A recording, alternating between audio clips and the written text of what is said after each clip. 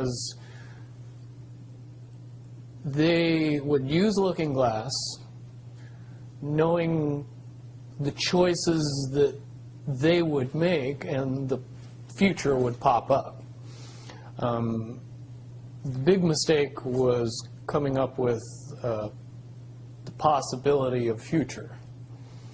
And when we started using a computer to say, well, if we make this choice, it's 79% possible that this scenario happens, and 23% are possible, or whatever, you know, I'm using round numbers, that this scenario would happen.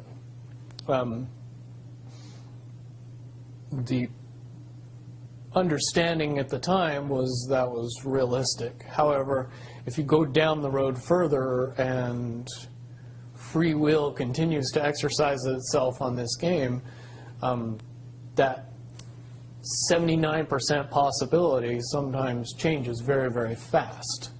But if you look at the situation in a point of time, it seems very realistic that that's the greatest possibility. What happened was people, very smart people, began to figure out that something big was coming up. Something that made it so all the possibilities of all the future scenarios of any choice, any possibility that was fed in and observed through the looking glass inherently ended up in the same future. And no decision, no possibility changed past a certain point. That's the big secret. Okay, so is that certainly 2012 in your understanding? It well coincides with December 21st, 2012. So at that point, all possibilities lead to the same timelines. Rubicon. All possible timelines lead to the same basic set of history in the future. And what is that history to you? Did you know that, or did you find that out? That is the big question. That is the big secret. That is what sends everybody that has all of the information, that knows everything, into a blind panic. The people that know everything about looking glass, that have gotten all the reports and all the information, the elites of the world, probably figured out that that was the end of the game, and nothing could be manipulated beyond that point. So do you think that's held true? In other words, well, I have about 60 questions, but do you think that's true, or holding true, that nothing can be manipulated, that they haven't found a way to manipulate, that that's still the case? I mean, this is knowledge that you would have gained back when? Back when I was in the military, it would have been before '97 when I got in trouble. And it was things that one of my particular areas that I was amazingly intuitive about is problem solving / mission planning, or more specifically, taking a bad mission and fixing it, getting everybody through and out of it. Troubleshooting an optimum future. Exactly. Certainly knowing how string theory and possible futures works makes it so you can work your mind very quickly to see the reality of what's happening and decide what decisions need to be made to change it for a particular outcome. Okay, but at a certain point you said that even the powers that be, so to speak, realized that having even abilities such as yourself, you're talking about, which they, in theory, had even using a computer or a looking glass. Right, they had to use a computer to do it. Right, so in essence, but at a certain point, it's still an end game. It's still, they cannot go beyond a certain point. At a certain point, after they're done hearing the computer tell them, this is what's going to happen, over and over and over and over again, all they become focused on is how do we fix it? Why? What is the this that's going to happen? The Do you know that? inevitable contraction of the timelines. But what does that mean for this reality? Do you know that? I don't know that. What I do know is that I was called in and asked to solve this problem, this timeline contraction problem. And I eventually did my due diligence and did all the investigating and basically only had one piece of information, and that was reinforcement. The computer's right. The timelines will contract down to some inevitable thing that you guys won't tell me about, so I can't help you. But it's, what you're basically, you came back with was it is inevitable, whatever it is. There is an inevitable event. It's been forecast, it's been predicted, it's been fed to us in a slop trough of what they want us to believe will happen.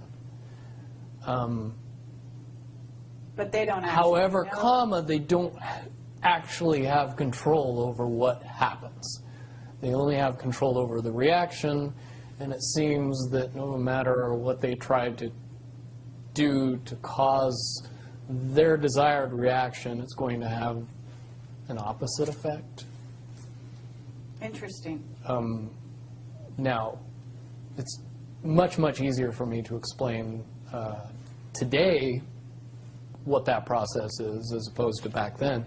But if I had to give it a name, I would say it's the awakening process. It's an evolution of consciousness that cannot, will not, and no matter what decisions or possibilities are injected into the equation, eventually it all resolves down to us all learning the truth and becoming aware of this massive dam of lies that has been built that keep us from knowing massive volume of information that we should otherwise possess. Okay. Well, that's very, very monumental to be told that from a person in your perspective, who's had your background and your exposure. Is it your understanding that the notion that looking glass has been, you know, that there are various looking glasses around the globe supposedly, that according to Dan Burish were shut down. Is it your understanding they're actually not shut down? I believe that they're shut down because they are all saying the same thing, and So it's like they're completely they're useless at this redundant, point. is what you're saying. Right. It's like the Wicked Witch, you know, looking into the, you know, magic mirror and always getting the same answer. Well, if you were always getting the exact opposite of the answer that you wanted, you'd stop talking to the mirror. And that's essentially what happened with Looking Glass, is no longer, not only did they not want people to use it anymore because they knew it was just going to burp out the same thing, but at the same time, they didn't want anybody else to know what it was saying, I'm sure. Because they would lose control. Because that information was of a monumental concern when I was in the military about how to prevent this inevitability. Now, at first, I thought it was end of the world. Now I see end of the world as end of their world. Well said. Okay. But are you aware, do you know the difference between Looking Glass and the yellow cube? Yes. Okay.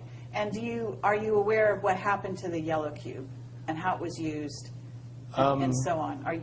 I believe that the yellow cube still exists. I can't say for certain if it's on this planet, but I would say that it's definitely protected from use at this point. Okay, well, that coincides with the testimony we got can you also verify that leaders of... But let me say one thing about the yellow book and its differences with Looking Glass. The yellow cube or the yellow book would give you your possible future. Yes. So it took basically the choices that you would inherently make along a timeline and tell you what that timeline would be, given that you made all the choices that your brain would make. Well, this is exactly what I was just going to ask you. What we were told is that leaders of governments and so on, people in high places, politically, would use this to try to see their most optimum future and then follow those.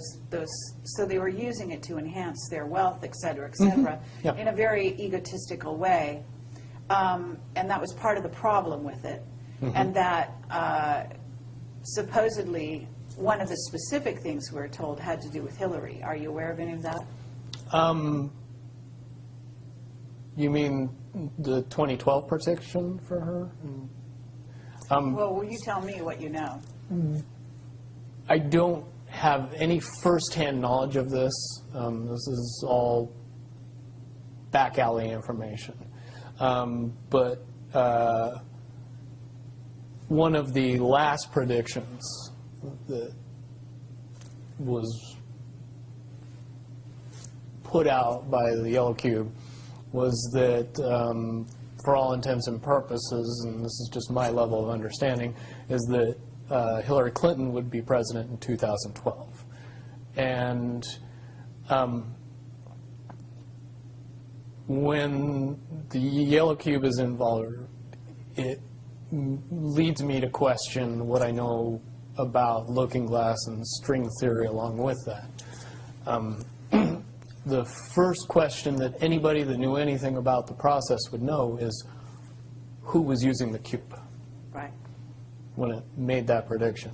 If I knew that, then I could tell you why it would predict what it predicted.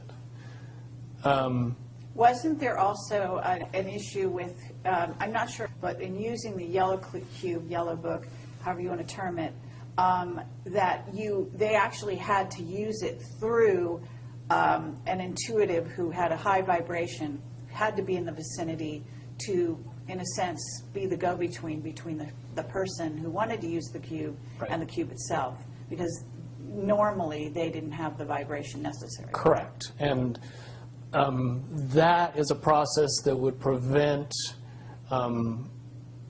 anomalies from popping out in predictions. But it wouldn't completely... No, and I'll tell you why.